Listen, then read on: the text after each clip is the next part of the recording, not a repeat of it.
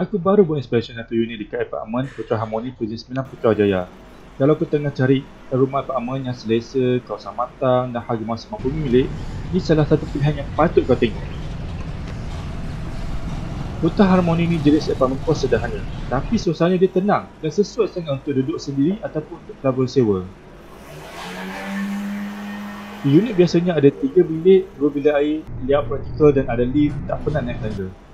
Untuk kemudahan sekeliling, dekat sangat dengan Sekolah Kebangsaan dan Sekolah Menengah Prison 9.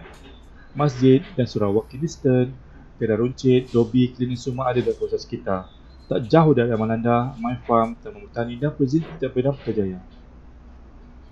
Untuk akses dan lokasi, MRT Putrajaya Line dan bas Nadi Putra senang nak akses. Dan keluar je di Kedengkil, Sabjaya atau Bangi pun tak jauh. Nak ke Max atau Elite Highway pun dekat. Harga sekarang bawah RM300,000.